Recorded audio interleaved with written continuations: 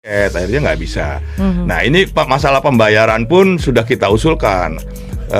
Faktanya Pati itu kecil kemungkinan dia punya kredit card atau debit card. Nah ini kita udah mengusulkan harus ada mekanisme pembayaran lain yang bisa lebih mudah untuk Pati ini. Ya, ini mereka sudah. Tapi belum ada respon ya Pak mengenai hal itu. Salah satu yang kita usulkan adalah pembayaran transfer melalui bank ya. Artinya orang Pati itu pergi ke bank untuk transfer. Oh, bank in gitu ya. Bank in ya. Mereka akan mempertimbangkan dan mereka akan membuat rekeningnya, nomor rekening untuk transfer. Jadi misalkan orang pergi ke bank saja, mana saja gitu ya. Ya kalau bank in memang tidak perlu menggunakan kartu dan tidak perlu menggunakan identitas apapun. Ya. Apalagi kalau pakai mesin, tinggal masukkan uang, masukkan nomor rekening, selesai gitu. Jadi hal-hal seperti itu yang masih disempurnakan. Dan imigrasi juga kemarin kita kontak lagi, itu akan dipertimbangkan masalah mekanisme pembayaran ini. Ya.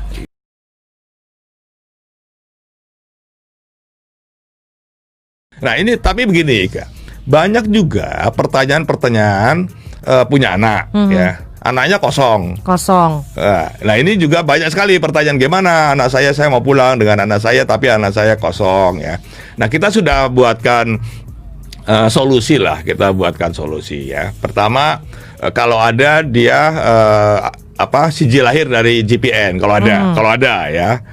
Kalau tidak ada dia surat keterangan dari rumah sakit. Ya, kalau lahirnya di rumah. Kalau rumah sakit. Kalau itu tidak ada juga, ya, ini kan banyak.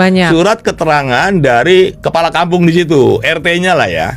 Kalau dia tinggal di kongsi, Pak? Ya pokoknya siapa yang pastikan di wilayah situ ada RT-nya dong. Oke. Di wilayah mana pastikan ada RT-nya lah kalau di Indonesia. Surat dari RT situ dengan ada saksi 2 orang yang menyatakan bahwa itu memang lahir itu dari orang tua ini si A atau dari si B, pasangan ini atau ibunya saja boleh.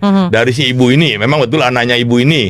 Misalkan suaminya nggak ketahui, misalkan ya. Dengan surat keterangan dari kepala kampung yang menyatakan bahwa anak ini betul anak si ibu ini, ada saksinya 2 orang yang katakanlah tinggal di kongsi yang tahu dia lahir, itu bisa ya.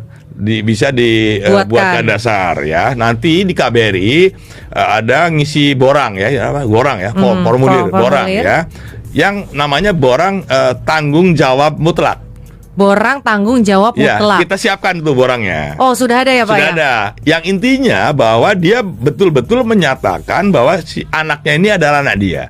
Dan kalau di kemudian hari ada tuntutan, misalkan ada orang lain itu yang ngaku-ngaku itu anak saya gitu. Dia kena sanksinya gitu loh. Oke. Itu solusinya. Tetapi syaratnya orang tuanya atau si ibunya ini harus punya paspor atau SPLB dulu. Kalau ibunya tidak punya? Ya harus bikin SPLB dulu. Baru bisa mengurus anaknya. Oke. Tetapi ada solusinya, asal ada surat keterangan bahwa memang betul itu adalah anaknya dari orang kampung situ lah. Kalau mengenai yang di JPN itu Pak, ada biaya tidak sih Pak kalau ada? Saya nggak tahu kalau JPN. Belum tahu ya Pak ya. Tapi itu solusi yang karena kita juga nggak bisa mengeluarkan sembarang surat. Jadi ternyata itu anak orang lain di bawah orang lain gitu ya kan, nanti bermasalah ya. Tapi itu solusi yang kita tawarkan ya. Nah kalau itu sudah dipenuhi, orang tuanya punya SPLP, ada surat dari kepala kampung situlah, RT situ, maka kita akan buatkan SPLP untuk anaknya, surat catatan kelahiran dari buat si anak ini ya. Nanti di situ bisa dibuat ngurus akte kelahiran di Indonesia, surat keterangan status kewarganegaraan si anak, bahwa anak ini memang warga negara Indonesia. Itu KBRI KBRI nanti ada biaya tidak Pak untuk membuat 2 surat itu? Surat keterangan lahir? Yang setahu saya yang biayanya itu SPLB saja. Oh, hanya Rp30 untuk SPLP itu ya? Rp30 ya, Rp30. Okay. Murah lah itu.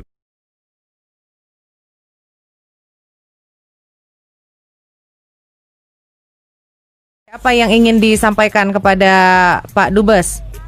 Ya, saya mau tanya, sekarang ini saya punya bapak sakit lumpuh. Di mana, di sini? Di sini. Oke. Dia Pati, tak ada dokumen. Itu hari saya udah buatkan SPLP dekat kedutaan. Dia dah buat SPLP. Lepas tu saya nak uruskan untuk balik secepatnya ini. Tadi pagi itu saya sudah pergi dekat Immigration Putrajaya. Lalu? Di sana yang untuk rekalibrasi ulang yang bayar 500 itu dia cakap sudah habis. Sudah habis maksudnya? Maksudnya sudah habis sampai bulan 3. Kalau nak secepatnya balik, dia kena bayar kompon yang 3.100 itu. Iya. Lalu yang ingin ditanyakan? Sekarang nih, kalau saya bayar yang 3.100 itu, dia suruh buatkan surat repot polis juga. Semua, atau Pak Dubes boleh bagi saran yang paling terbaik untuk saya sama bapak saya? Jadi begini ya, Ya. memang pendaftaran Ya. yang STO itu kan penuh. Iya ya Pak, sudah penuh Tetapi sampai bukan bulan 3. ya, tapi kan bukan berarti ini Habis. Kan ini Oh, program iya. ini sampai dengan 30 Juni. Ya. Iya ya Pak, iya Pak. Betul. Dan tadi sudah saya sampaikan juga, ini immigration pun masih melakukan membereskan data-data yang sudah masuk. Iya Masih ya Pak. dibersihkan dulu. Jangan-jangan ini banyak yang Double-double. double-double. Iya, Jadi iya, betul. kalau saran saya masuk saja di tanggal yang Kosong. yang kosong. Nanti bisa kalau depannya ada ternyata depannya kosong, nanti kan bisa dimajukan oleh Iya. immigration. Begitu, Mas Yovan. Asal sekarang saya punya bapak nih tak boleh gerak, maksudnya dia dah stroke, lumpuh, memang lumpuh, dia hampir lumpuh total lah. Keinginan saya lah untuk membawa balik bapak saya secepatnya, atau boleh ada jalan keluar Tapi bisa duduk yang nggak? paling cepat. Bisa duduk nggak? Kalau duduk, saya dudukan boleh. Karena kalau balik memang bapak ini sama saya 2 orang. Saya ada permit. Oh, ada permit. Yang anaknya yang saya ini ada permit. Yang bapak saja yang punya masalah. Sudah tak ada berapa permit. lama lumpuhnya, Mas Jovan? Lumpuhnya sudah 2 bulan lebih, Kak. Atau begini saja deh, langsung nanti ke Facebook saya aja deh. Nah, Mas Jovan, ini Pak Dubes ingin membantu. Iya. Nanti untuk detailnya bisa chat aja dengan Pak Dubes melalui FB-nya Pak Dubes, yaitu Dubes Hermono KL. Dubes Hermono KL ya. Iya, Iya. ada kok di Facebook. Oke. Nanti Iya. kirim Oke. inbox aja di situ. Ya mungkin nanti kita bisa minta surat rayuan lah ke Betul. immigration untuk bisa Lebih murah gitu ya Pak, di diskon gitu karena ya. ini kalau disakit. Iya, Ya, Pak. nanti supaya Iya. masuk ke Facebook saya aja ya untuk detailnya. Oh, iya, Facebooknya iya, nama iya, Pak. Facebooknya Dubes Hermono KL ya, Mas Jovan. Oh iya iya. Baik, iya, terima iya, kasih Mas Jovan yang ada di KL, luar biasa.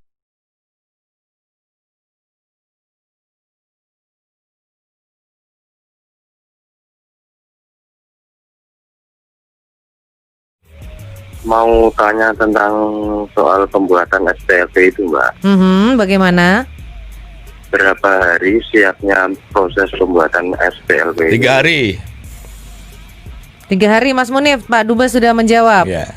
Oh, lepas itu kira-kira kalau STO yang di immigration itu sudah penuh, SPLP kita baru dapat, sistemnya otomatis kan udah penuh. Jadi umpamanya lewat dari bulan 6, apa ada solusi yang terbaik?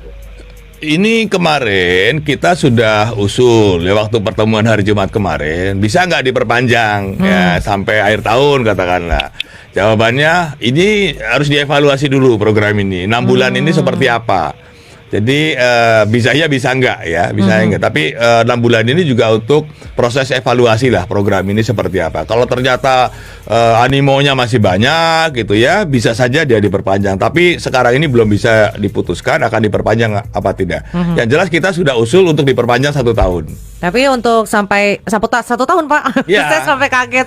Kalau 1 tahun itu jangka waktunya lama banget gitu kan. Tapi sesuai dengan berlakunya SPLP ya Pak, 1 tahun. Ya 1 tahun. Jadi banyak juga masalahnya begini Pak. Kita sudah dapat di STO itu tanggalnya bulan 4 tahun 2021. Tapi untuk daftar SPLP-nya baru dapat nanti bulan Juni di KBRI. Enggak lah, nggak sampai Juni lah. Sampai Maret loh Pak sekarang sudah Pak. Nah, makanya itu, kalau tadi ada yang sudah saya kasih di Facebook saya itu ada. Kalau ada yang urgent untuk didahulukan, masukkan email ke situ. Misalkan yang urgent itu, misalkan dia Minta sudah jadwalnya dimajukan gitu ya, Pak? Misalkan dia sudah daftar STO bulan Februari katakanlah. Tapi dapatnya bulan 3. Bulan 3. Nah, ini kan termasuk yang urgent. Betul. Yang urgent itu silakan kirim email ke alamat di Facebook saya ada tuh.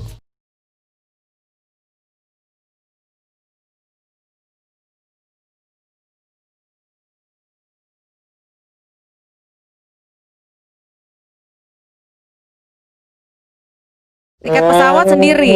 Sama nanti sebelum pulang, ini aturan Indonesia harus punya tes COVID. Nah, kalau nggak punya tes COVID, nanti masuk karantina di Indonesia. Oh. Ya.